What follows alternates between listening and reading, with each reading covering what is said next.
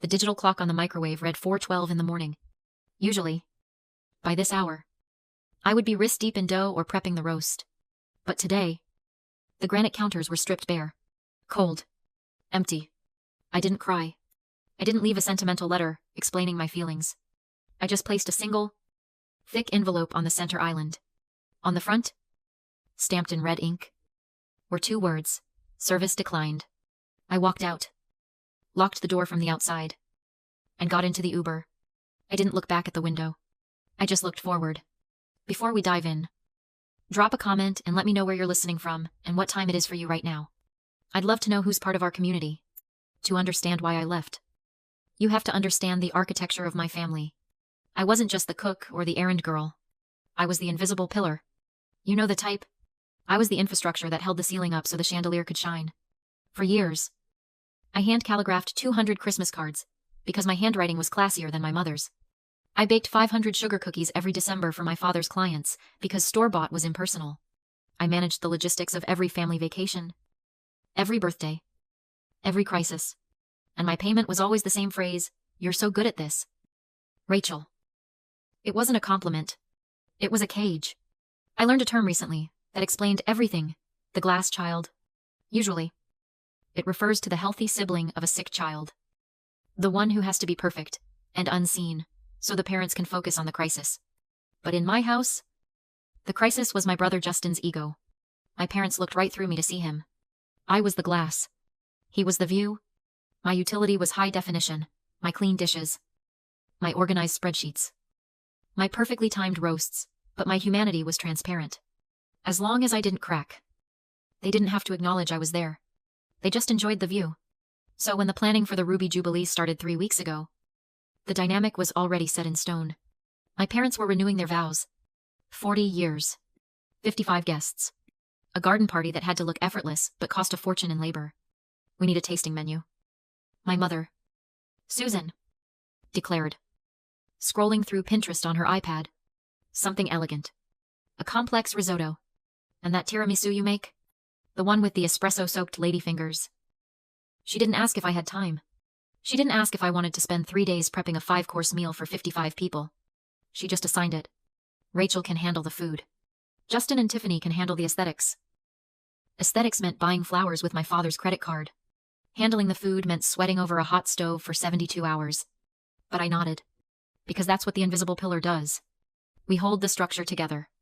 Then the digital invitation went out. My phone buzzed with the notification. "You're invited to the Ruby Jubilee." I opened the link. The design was beautiful. Deep red velvet background. Gold script. I scrolled down to the bottom. To the section labeled, Host Committee. Susan and David. Justin and Tiffany. My name wasn't there. I stared at the screen. I refreshed the page, thinking it was a glitch. It wasn't. The people who were buying flowers were listed as hosts. The person who was designing, sourcing, cooking, and serving the entire meal was invisible. I found my mother in the sunroom, arranging hydrangeas. "Mom," I said, holding up my phone. "I noticed the invite. My name isn't on the host committee." She didn't even look up from the vase. "Oh, honey, don't be sensitive. It was a template limit. The website only allowed 4 names. You could have put the family," I said, "or you could have left Tiffany off. She's been in the family for 2 years. I've been here for 29. She finally looked at me, her expression tightening into that familiar mix of pity and annoyance. Tiffany loves this kind of thing. Rachel. It makes her feel included. Besides, you'll be busy in the kitchen all day. You won't be hosting in the traditional sense. You'll be working.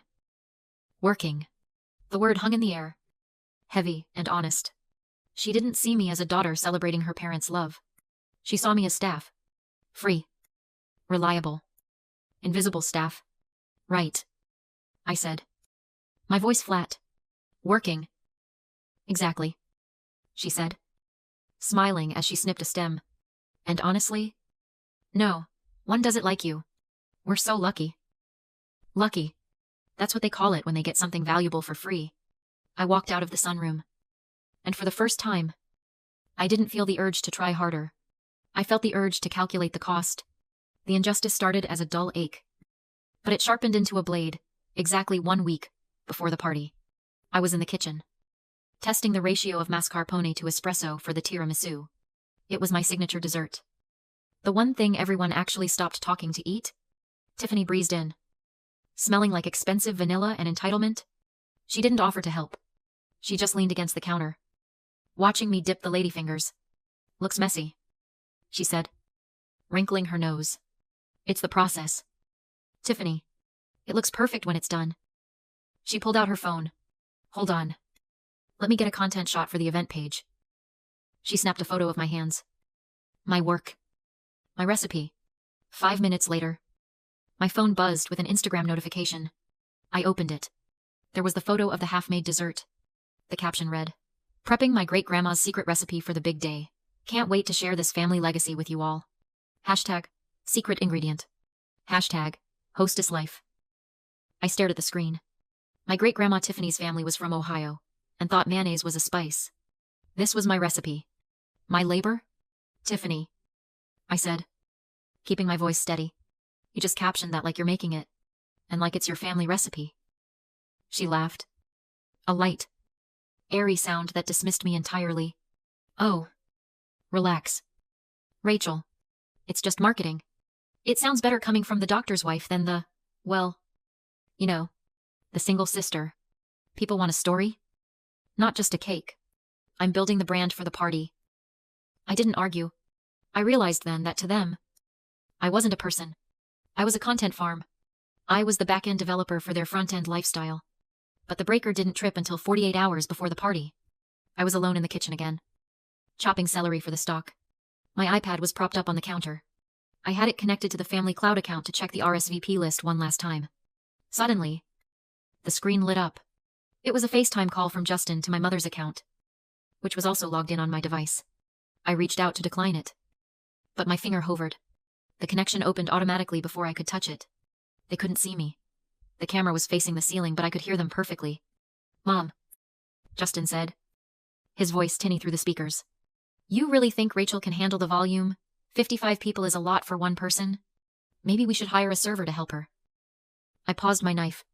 For a second, I felt a spark of hope. Maybe he saw me. Maybe he was worried about me. Then he laughed. "I mean, I don't want the food to come out late. It reflects badly on us." "Oh, she'll be fine," my mother's voice replied. "She's been prepping for days. You know how she gets. She gets into her little zone." "Yeah," Justin chuckled. "It's kind of pathetic. Honestly. Don't worry. Mom, Rachel loves playing servant. It makes her feel useful. What else does she have going on? It's not like she has a husband or a career to distract her." I stopped breathing. The knife was still in my hand, hovering over the celery. I waited for my mother to defend me. I waited for her to say, "She's your sister. Justin, she's doing this out of love." "True," Susan said. "It gives her purpose. We're actually doing her a favor." The call ended. The screen went dark. I stood there in the silence of the kitchen that I had kept spotless for 20 years. And in that silence, something massive shifted inside me. For years, I had been operating under a delusion. It's called the sunk cost fallacy of love. I thought love was an investment account. I thought if I just deposited enough labor, enough compliance, enough late-night cooking and early morning cleaning, eventually, the equity would build up. I thought one day, I would be able to cash it out in the form of respect. I kept thinking, I've already put in so much. I can't stop now, or I lose everything. But standing there, listening to the echo of my mother, agreeing that my servitude was a favor to me, I realized the truth. Love isn't an investment. You cannot buy affection with labor. The bank is closed. The account has been overdrawn for decades. And they aren't forgetting to pay me. They are refusing to. I looked down at the celery. I looked at the list of ingredients for the risotto. I looked at the heavy bag of espresso beans for the tiramisu. I didn't feel sad. I didn't feel angry. I felt something cold and heavy. Like a judge bringing down a gavel. Bankruptcy. I whispered to the empty room. I am declaring moral bankruptcy. I put the knife down. I didn't chop another stalk. The shift from desperation to calculation was instantaneous. If they wanted a servant, they could hire one. But if they wanted Rachel, she was no longer affordable. I didn't throw the celery. I didn't scream. Rage is hot, messy, and loud. Retaliation is cold, precise, and silent. I walked over to the kitchen island and opened my laptop. I wasn't looking up recipes anymore. I was looking up market rates. I found 3 high-end catering companies in our area.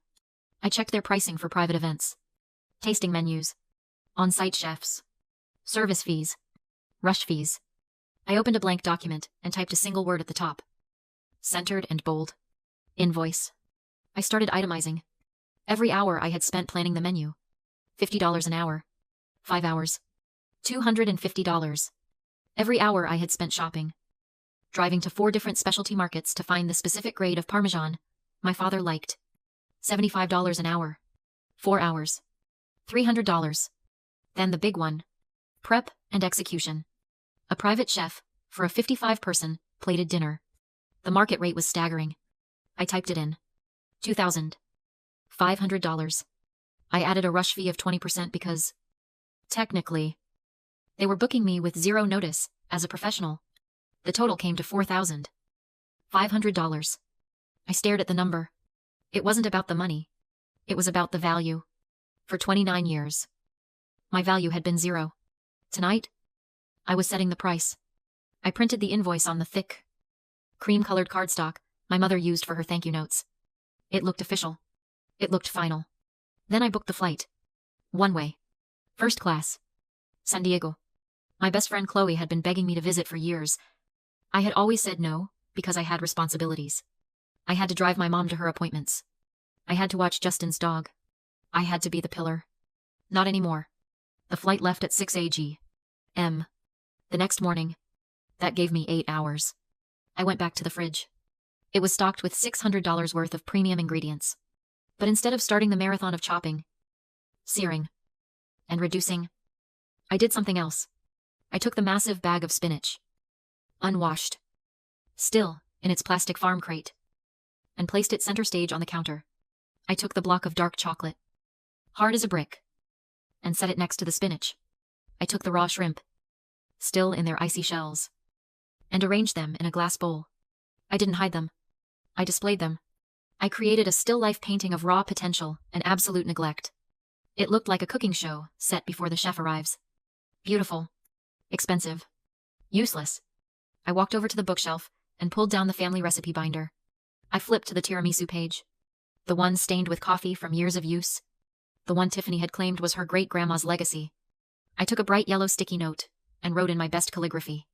Tiffany, since this is your great-grandma's secret recipe, I'm sure you know exactly how to temper the eggs without scrambling them. Good luck, number, family legacy. I stuck the note right over the instructions. Then I went upstairs. I packed one suitcase. Not my practical clothes. I packed the silk dress I never wore. I packed the swimsuit I hadn't touched in 3 years. I packed my passport. I walked through the house one last time. The living room was set up for the party. The rental chairs were stacked in the corner. The flowers were in buckets, waiting to be arranged. I felt a ghost of the old panic. Who will do the flowers? Who will set the tables? Then I remembered Justin's laugh. Rachel loves playing servant. Let them play servant, I thought. I walked into the kitchen. I placed the heavy cream cardstock invoice right next to the raw shrimp. I took a red stamp pad from the junk drawer. My mother used it for holiday crafts, and a stamp that said declined. I pressed it onto the invoice. Service declined. It was the loudest thing I had ever said. And I didn't have to open my mouth. The sun came up at 6:45. 9 a.m. The house should have smelled like roasted garlic, simmering stock, and baking pastry. It should have been a symphony of controlled chaos. Instead, it was silent. A tomb with a marble island. I wasn't there to see it. But I know exactly how it played out. I know the choreography of that kitchen better than my own heartbeat. Susan would have come down first, wearing her silk robe, coffee mug in hand, expecting to inspect the progress. Tiffany would have been right behind her, already dressed in her pre-party casual outfit, white linen, dangerous for a kitchen, but safe for a supervisor. They pushed open the swinging door. They didn't walk into a bakery. They walked into an art exhibit of their own negligence.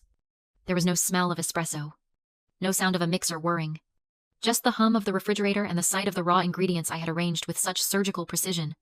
The block of chocolate sat there, mocking them, The unwashed spinach wilted slightly under the under-cabinet lighting.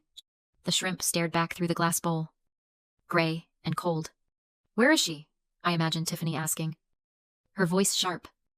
"Scanning the room as if I were hiding in the pantry. The caterers are coming at 10 to set the tables. The food is supposed to be plating prep by now." Then they saw it. The cream cardstock envelope. Centered. Impossible to miss. Susan picked it up. Her hands, usually so steady when arranging flowers or manipulating gilt, would have trembled. She opened it.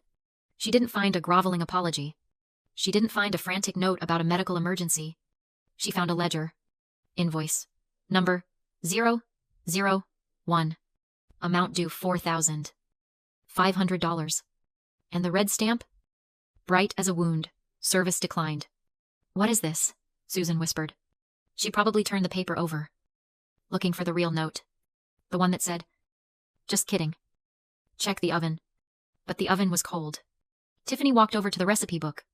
She saw the yellow sticky note plastered over the tiramisu instructions. She read it out loud. "Tiffany, since this is your great-grandma's secret recipe, I'm sure you know exactly how to temper the eggs without scrambling them. Good luck." Silence. The kind of silence that screams. Then, the panic. My phone, currently in airplane mode, somewhere over Nevada, began to log the attempts. First Susan. Then Justin. Then David. Then Tiffany. Voicemail. Voicemail. Voicemail. They realized the math. It was 9:15. Guests 55 of the city's elite. My father's biggest clients. The country club board members were arriving at 1 o'clock. They had raw shrimp. They had hard chocolate. And they had absolutely no idea how to turn one into the other. Justin ran in. Hair half gelled. "What do you mean she's gone? She can't be gone. She always caves." "She didn't cave," Susan said, staring at the invoice. "She billed us. They tried to call catering companies. But you don't book a 5-course tasting menu for 55 people on a Saturday morning. You get laughed at. You get hung up on. We can cook it ourselves," Justin suggested, looking at the raw shrimp. "How hard can risotto be? It's just rice." Right. 40 minutes later, after burning the first batch of garlic and realizing they didn't know how to shell the shrimp without mangling them, they made the call. The only call left. The collapse happened in slow motion. At 1 o'clock, the guests arrived. The driveway filled with Mercedes and Lexuses. Women in garden party florals and men in summer suits walked through the front door, expecting the ruby jubilee of the decade. They were handed glasses of champagne by the hired servers, who looked confused and embarrassed. Then they were ushered to the buffet tables. There were no silver chafing dishes filled with truffle risotto. There were no delicate plates of seared scallops. There were cardboard boxes. Stacks of them. Red and blue. Dominoes. Justin had tried to save face. He had transferred the pepperoni and cheese slices onto the antique silver platters, as if presentation could mask the smell of desperation and grease. "It's a whimsical throwback," he told the head of surgery at the local hospital. "We wanted to keep it fun. Who doesn't love a pizza party?" The head of surgery looked at the lukewarm slice of pepperoni, sweating on the family heirlooms.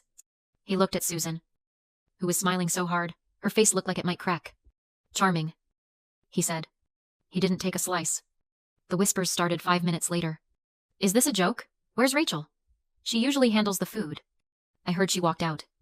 "Look at Tiffany. She looks mortified." It wasn't just a bad party. It was a public undressing. The host committee was exposed. Without the invisible pillar, the roof had caved in, and everyone could see the rubble. They stood there, in their expensive clothes, surrounded by cheap pizza, watching their reputation dissolve one bite at a time. And the best part, they couldn't even blame the caterer, because the caterer wasn't there. The kitchen was empty. The invoice was on the counter, and the bill was finally coming due. While the Ruby Jubilee was imploding 3,000 miles away under the weight of lukewarm pepperoni and whispered gossip, I was standing in a kitchen that looked nothing like the one I had fled. There was no marble island. There were no stainless steel appliances that cost more than a car. Just warm, yellow sunlight pouring through a window that overlooked the Pacific Ocean, and the smell of cilantro and lime. I was in San Diego. Chloe handed me a chopped onion. "Here," she said. "Don't cut them perfectly. We're making tacos. Not submitting a geometry project." I laughed. It was a rusty sound. I hadn't laughed in a kitchen in 20 years. Usually, cooking was a performance review, I was destined to fail. Here. It was just lunch. My phone was sitting on the counter, face down. Every few minutes, it would buzz against the wood. A frantic vibration. A plea. A demand. You gonna check that? Chloe asked, stirring the ground beef. No, I said, sprinkling salt over the tomatoes. I'm letting it ring. It's the sound of them realizing the remote control doesn't work anymore.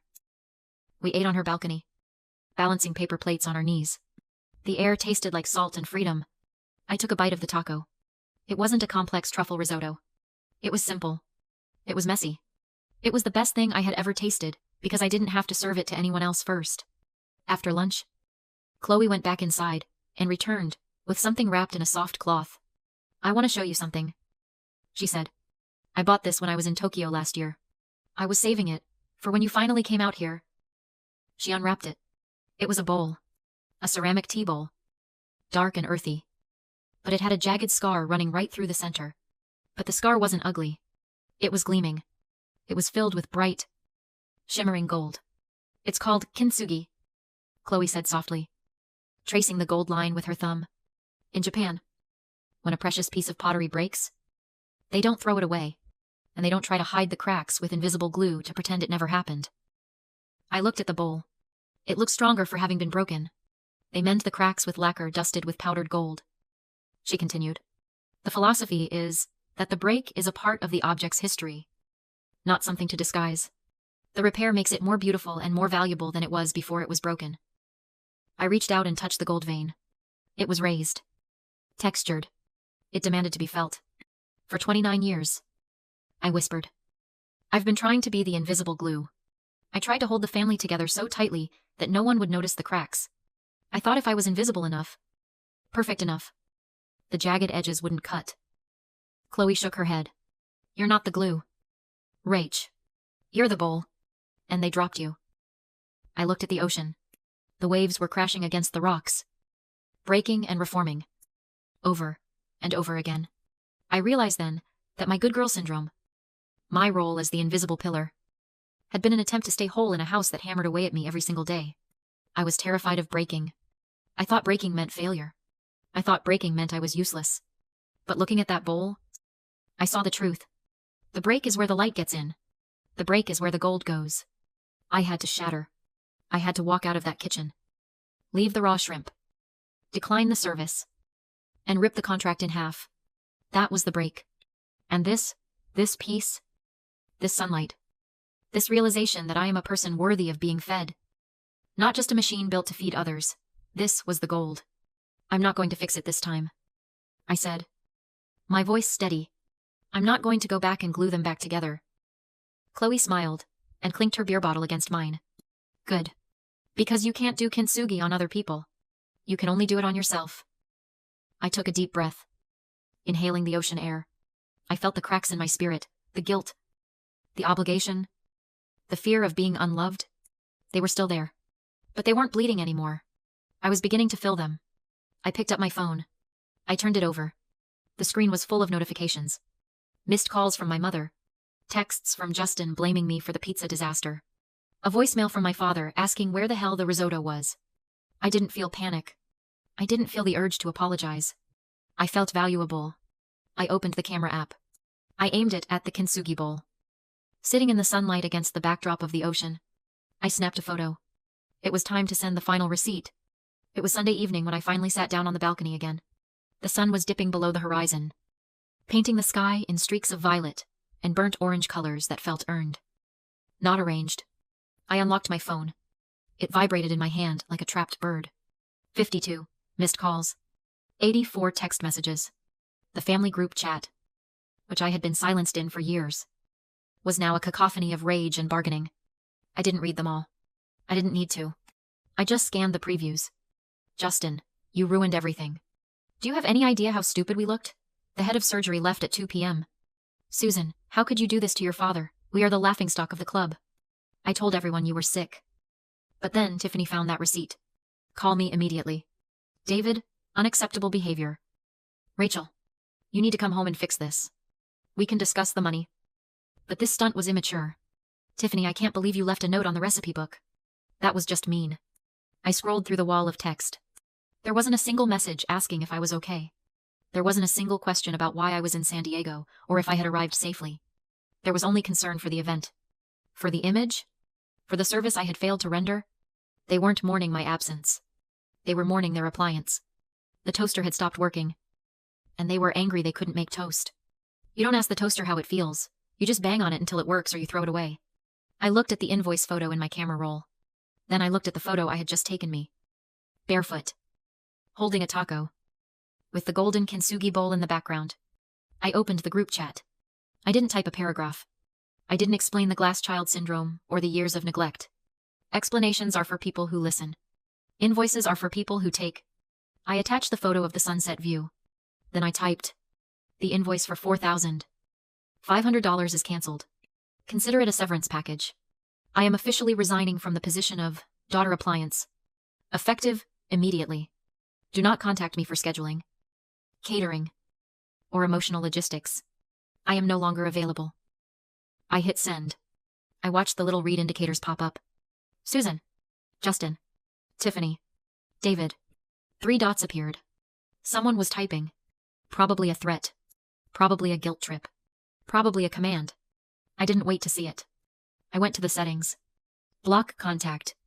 Susan. Confirm. Block contact. Justin. Confirm. Block contact. David. Confirm. Block contact. Tiffany. Confirm. The phone went silent. The vibration stopped. The notifications cleared. I put the phone down on the table and looked out at the ocean.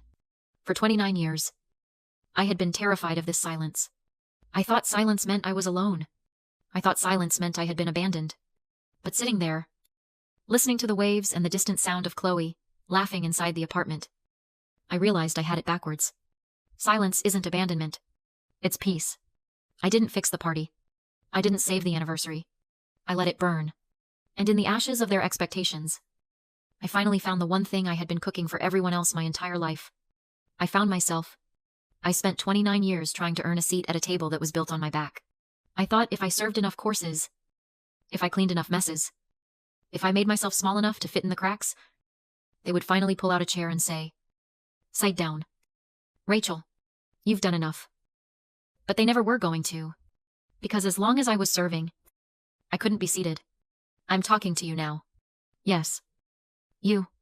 The one listening to this while you fold laundry for people who won't notice it's clean. The one prepping meals for a family that eats without waiting for you. The one who feels like the glue keeping a shattered vase from falling apart. If you are the one keeping the lights on for people who leave you in the dark, turn them off. It's scary. I know. You think the house will collapse without you? You think they'll hate you? But let me tell you what happens when you walk out of the kitchen. Let me tell you what happens when you decline the service. You stop being a utility, and you start being a person. They will realize they needed you. Oh. They will realize it the second the pizza boxes arrive. But by then, you'll be somewhere else. You'll be at a table where you don't have to earn your seat. You'll be at a table where the only thing you have to bring is your hunger. So, here is my question for you today. I want you to look at your life like a business ledger. Look at the sunk cost. Look at the labor you are pouring into the black hole of ungrateful relationships. Share this story if you have ever had to walk away to find your worth. If you've ever had to break yourself to let the gold get in. And tell me in the comments, what is the one job in your family that you are resigning from today? Is it the peacemaker, the planner, the punching bag? Drop your resignation letter in the comments below. I'll be reading every single one of them. Because we aren't appliances. We are the architects of our own tables. And it's time to start eating.